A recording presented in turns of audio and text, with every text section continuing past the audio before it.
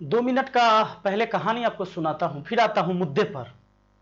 एक बार हिटलर ने क्या किया, अपने सारे अधिकारियों को बुलाकर और उसे कहा कि भाई सब आ जाना, एक साथ आना। सबको बुला लिया अपने पास और वहां पर क्या किया, उसने एक मुर्गे को अपने पास रखा था और उसका एक एक पंख उखाड़ के फेंकते गया। जिंदा मुर्गा था, उसका एक एक पंख उखाड़ के फेंकते गया, यानी कि वो मुर्गा एकदम नंगा हो गया, यानी उसके शरीर पर कोई भी अब एक भी पंख नहीं थे। फिर उस मुर्गे को फेंक दिया उधर कोने में। उसके बाद वो मुर्गा पड़ा हुआ था उधर कोने में जाके, बेचारा एकदम घायल सा, पूरा पंख उसका नोच दिया था। और तब उसने क्या किया कि एक दाने उस मुर्गे की तरफ फेंका, एक मान लो चना का दाना फेंका मुर्गे की तरफ।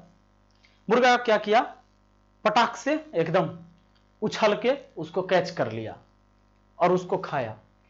और फिर वो फेंकते गया 2-4-10 दाने, और मुर्गा धीरे धीरे फिर उसके पास आ गया। किसके पास? हिटलर के पास।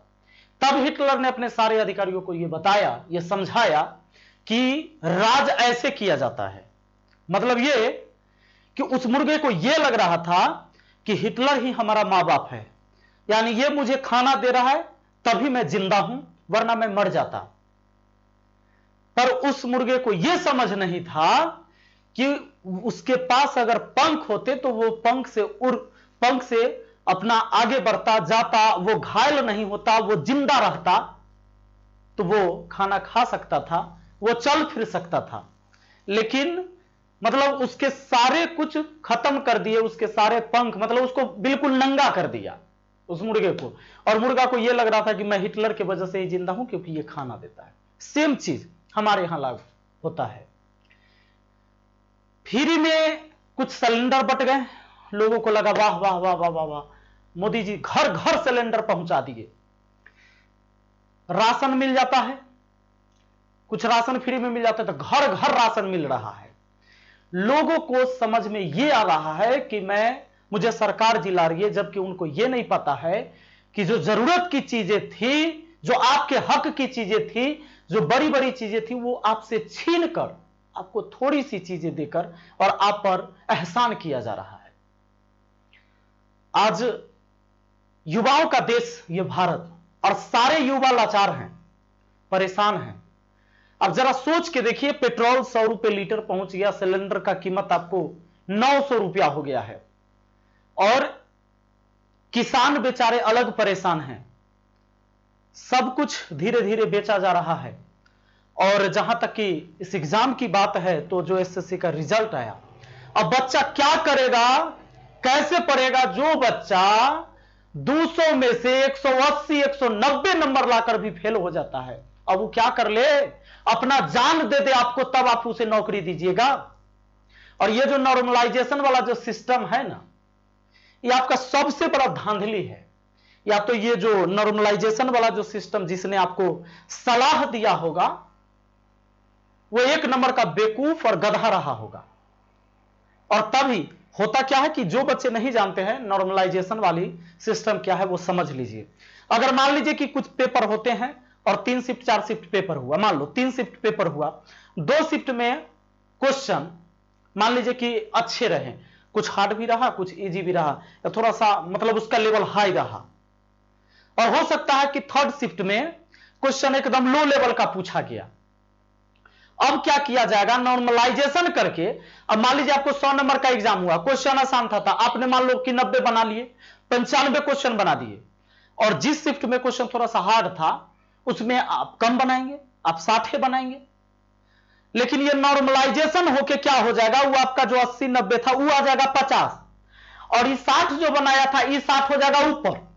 अब आप क्या करेंगे कि आप फेल हो जाएंगे। अब रही बात कि ये स्किल चेक करने वाला कैसा सिस्टम है, जिसमें आपने नॉर्मल क्वेश्चन पूछा, उस बच्चे से आप भी उसी लेवल का क्वेश्चन पूछते, तो जो बच्चा बनाने वाला था हाई लेवल प्रश्न भी बनाता, उसको तो आपने वो प्रश्न दिया नहीं, और अपने तरीके से उसको कहा कि भैया तुमको आसान आसान सवाल दिए थे, इसलिए तुमको अब नंबर कम देंगे हम। ये कौन सा तरीका भैया? ये कौन सा सिस्टम है आपके नॉर्मलाइजेशन का? ये कौन सा स्किल टेस्ट करने का आपका सिस्टम है? बिल्कुल गलत है। एक तो आप एग्जाम लेते हैं 6-6 साल पर। अब रही बात, अभी ये जनवरी से एग्जाम चल रहा है, जून तक एग्जाम चलेगा रेलवे का। एक बार तो आप फॉर्म भरवाते 2018 में, 2018 में फॉर्म भरवाते, उसके बाद एग्जाम नहीं लेते। जब लोगों का आंदोलन होता है तो बस उसको शांत करने के लिए बस थोड़ा सा क्या किया, लॉलीपॉप दे दिया कि भैया अब ये एग्जाम होने वाला है, बच्चे हो गए शांत, बस वो पढ़ाई में लग गए। अब पता ये चला कि एग्जाम डेली डेली हो रहा, तब भी जून तक होगा और ना जाने कब इसका रिजल्ट होगा। सारे एग्जाम का यही खेला है हमारे बिहार में। तो 2014 से जो बिहार एसएससी का एग्जाम हुआ वो आज तक क्लियर नहीं हुआ है। अब बताइए बच्चा क्या करेगा। और ये जो हमारी सरकार बनी थी, देखिए मैंने भी वोट किया था और सवाल करना मेरा जायज बनता है, क्योंकि देखिए वोट डालना भी एक राजनीति का ही हिस्सा है। और याद रखिएगा, जिन्हें बुरा लग रहा होगा, मैं जो बात कर रहा हूं ना, एक जाति, एक धर्म, किसी एक खास समुदाय के लिए नहीं बात कर रहा हूं। मैं उन तमाम बेरोजगार युवाओं के लिए मैं बात कर रहा हूं, उनके हित में मैं बात कर रहा हूं, देश के हित में बात कर रहा हूं। यह देश ना सिर्फ मेरे बाप का है और ना ही सिर्फ आपके बाप का है। यह देश में जो भी है, यह देश सबका है। अगर सरकार के खिलाफ कुछ बोलेंगे, आवाज उठाएंगे, तो भैया ये पाकिस्तानी है तो खालिस्तानी है। यहां तक कि किसान को भी नहीं छोड़ा जा रहा, उन्हें भी कहा जा रहा ये पाकिस्तानी है, खालिस्तानी है। अरे शर्म करिए भाई, थोड़ा सा शर्म करिए। और उन लोगों को मैं कह दूं जो लोग कहते हैं कि भैया तुम टीचर हो, तुमको राजनीति में नहीं पढ़ना चाहिए, तो याद रखना मैं टीचर हूं तो मुझे पता है कि चाणक्य अपनी नीति में बताए थे, चाणक्य का एक नीति है जिन्होंने कहा था कि जब तक पढ़े लिखे लोग राजनीति में हिस्सा नहीं लेंगे तो अनपढ़ लोग समाज पर शासन करेगा। 2014 चुनाव के टाइम में आपने देखा होगा आईपीएल मैच चलता था। वो आईपीएल मैच में क्या होता था कि आईपीएल मैच में बीच में ऐड आता था, बीजेपी का ऐड आता था, तो उसमें ऐड ऐसा चलता था कि बॉलर आता था बॉल लेके और फेंकता था, एलबीडब्ल्यू का अपील करता था। तो एलबीडब्ल्यू का अपील जब करता था अंपायर से, तो अंपायर कहता था कि नॉट आउट, फिर वो आउट करता था, नॉट आउट। तो वो क्या करता था, पीछे से 100 रुपया का नोट निकालता था और देता था, तो कहता था नॉट आउट, तो 500 का नोट निकलता था। उस ऐड में देखिएगा, याद करिएगा, आपने अगर 2014 में आईपीएल मैच देखा हो तो याद होगा, कहता है ना 1000 का नोट दिखाता था तो अंपायर आउट देता था।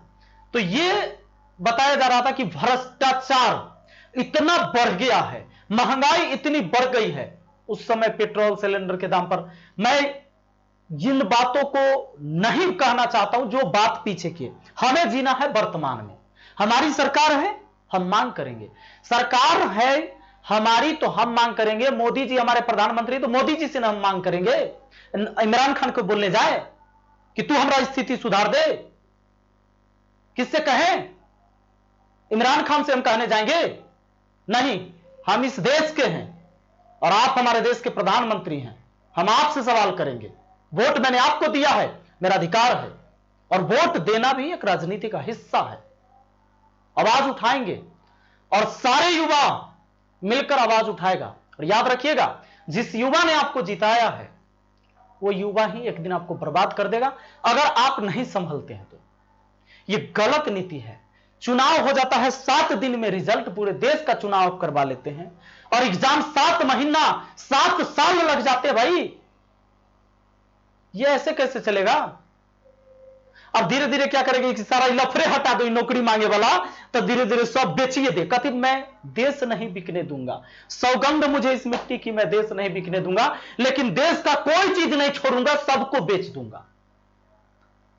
जो कंपनियां रेलवे खरीदेगी उसको प्रॉफिट होगा, जो कंपनी कोई भी इंडस्ट्रीज खरीद रही है उसको प्रॉफिट हो जाएगा, लेकिन हमको प्रॉफिट नहीं होगा। क्या भाई, ऐसा क्या सिस्टम है, ऐसा क्या दिक्कत है जो अपना ही काम करवा सकते, जो नुकसान हो जाता है?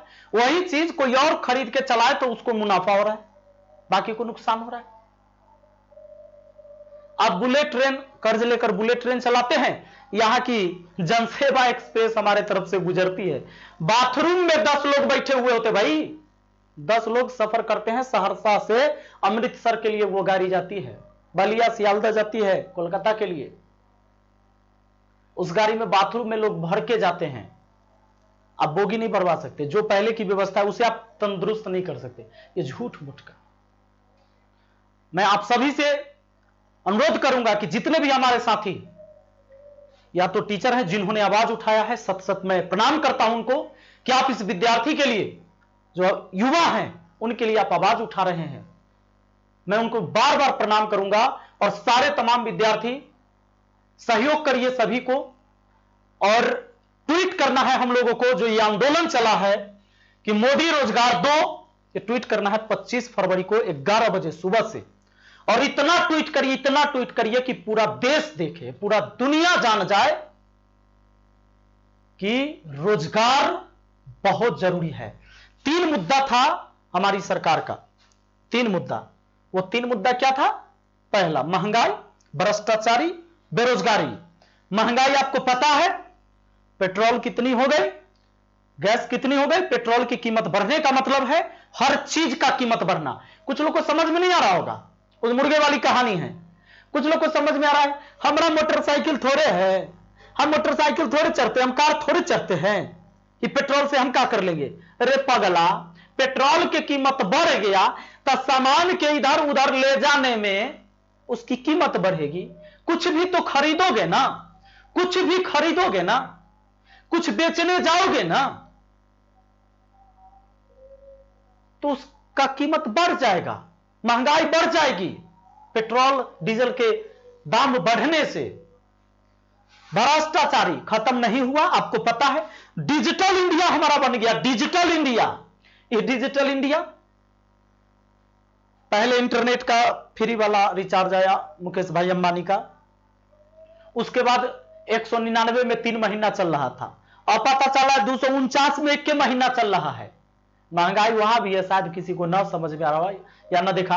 और वो भी 249 में अब 24 दिन चल रहा है। पहले 28 दिन वाला लफड़ा था, 28 दिन से अब कर लिया 24 दिन। ये सिस्टम चल रहा है। बाकी सारा चीज आप जानिए रहे। ये डिजिटल इंडिया में एग्जाम हो रहा है ऑनलाइन।